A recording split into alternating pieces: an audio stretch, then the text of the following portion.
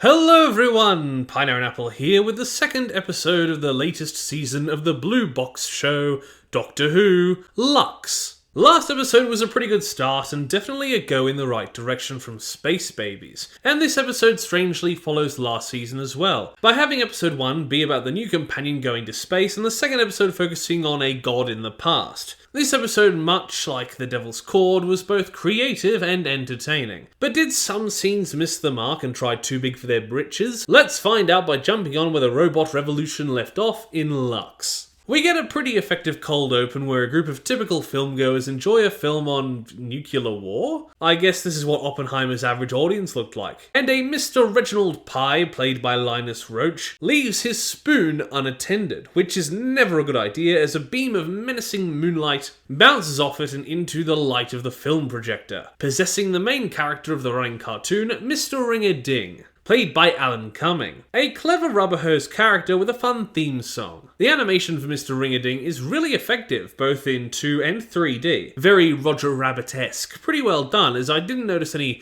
major miscommunicating between live-action animation. Ring-a-Ding takes the audience's comments to heart, and now, with his newfound power, descends on them, leading into the opening. Once back with the Doctor and Belinda, he's still trying to get her back to the right time, and after dodging questions about Gallifrey, Belinda tells us a little about her parents, and 15 builds a Vindicator, a device to draw them into the right date. Unknown to them, there'll be some adventures along the way, but for now they need to deploy it as they land in Miami in the 50s. And while I think Belinda is pretty good this episode, it's apparent from this moment that either due to direction or writing, she feels a little disingenuous as she's quite psyched about the time travel and everything. But she should still be a little bit pissed about this whole thing. Or still a bit frustrated with this time traveler who can't control his machine. Her eagerness and drive, while understandable, especially with the emotional scenes she gets, still feels a little too quick. Their outfits are pretty good, even if the Doctor's salmon tie feels like an affront to fashion, and the outside set looks pretty cool.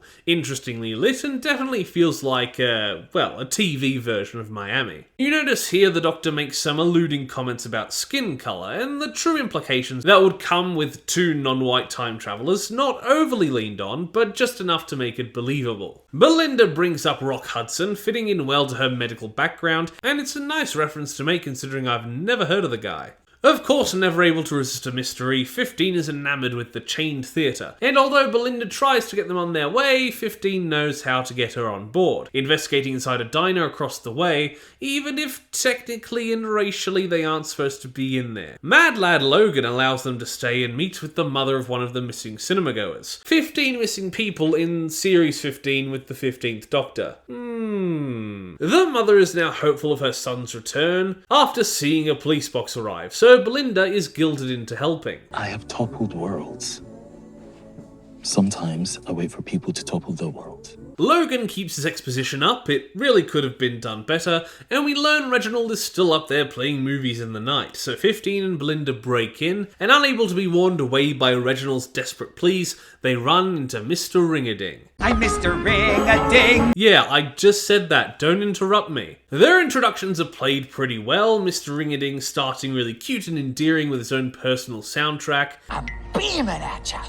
But his annoyingly repetitive catchphrase pays off well. The words outside becoming Harbinger and the toy maker's laugh coming out of him. I would have preferred if we just kept Mr. Ring-a-Ding's laugh as adding in the toy maker's laugh here and the flashbacks later. It feels a little much like Russell's expected us to forget all about what happened last season. But it's still an effective payoff. So we learn that Mr. Ring-a-Ding has been brought to life by the god of light, Lux Imperator. But what exactly was the Harbinger? It wasn't the film The Harvest Bringer, and each time before this it was a person, Henry and Harriet Arbinger. So that doesn't make a lot of sense, but the dialogue, animation and acting works pretty well with the payoff.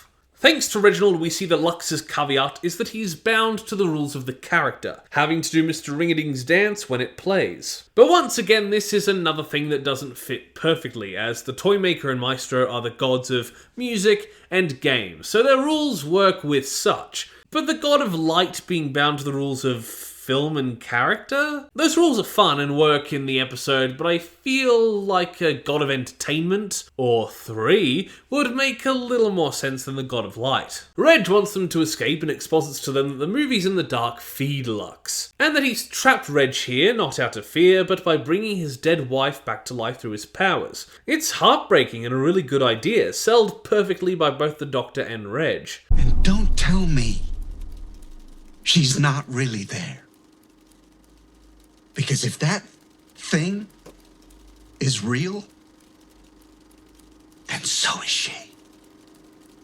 15 once again exposits about the gods, a little too much considering he's beaten them basically every time, and Belinda finds the missing people trapped in film. Remember that for later. So Ring-a-Ding attacks and points the cinema projectors at 15 and Belinda, turning them animated, which is a really cool idea, and I love all the leaning into the gimmick they do, both visually and in the meta-narrative. Although one major problem I have with the meta-narrative is coming up. So them expositing their fears and regrets, like all the Time Lords being dead, gives them depth, narratively and literally, bringing them back to live action, and it's really cute. They first attempt to escape by going to the next frame, and next over and over, eventually ending up in a cliché, where a racist cop holds them up, paraded by the grieving mother. 15 sees through this as lazy continuity, and instead of going up and down, they break the fourth wall, shattering the TV screen and ending up in the living room of 3 stereotypes of Whovians. And this set and these 3 fans are really cute, and I love some of the interactions,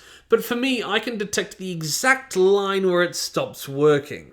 Not the one where I am standing on a landmine. That was brilliant. Blink. What happens in Blink?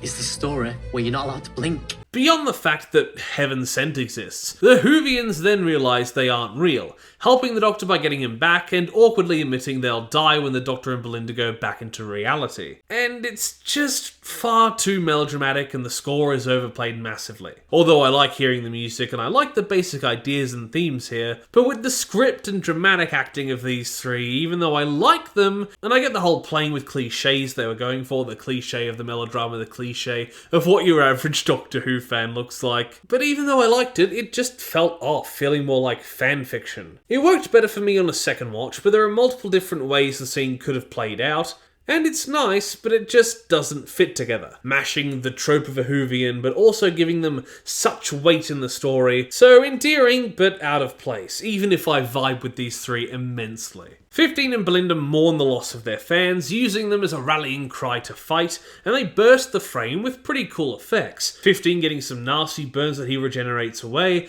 only for Lux to come out swinging, capturing 15 and sending moonlight through him to harness his regeneration energy into his ring-a-ding body to become 3D, in a pretty cool effect. Using hints from the Whovians, Belinda starts a fire by wrecking all of the tapes in a biblically accurate scene of where the rest of the Daleks' master plan went. Lux starts getting dimensions with some pretty cool effects, and Belinda deduces Reg has matches in a pretty cool way. Initially, he's unwilling to help, but a vision of his wife appears, giving him the matches and asking him to commit suicide, where he does in a heroic fashion. But was his wife a construct of Lux there, who's, I don't know, somehow gained sentience? Or was Reg hallucinating? No idea, but it's a nice scene. Reg blows the hell up as Lux gets uglier, blowing the studio apart and blowing a hole in the wall, filling Lux up with so much light that he disperses through the universe. And we get a strange reference to Tooth and Claw. We're 60% water and we can still drown.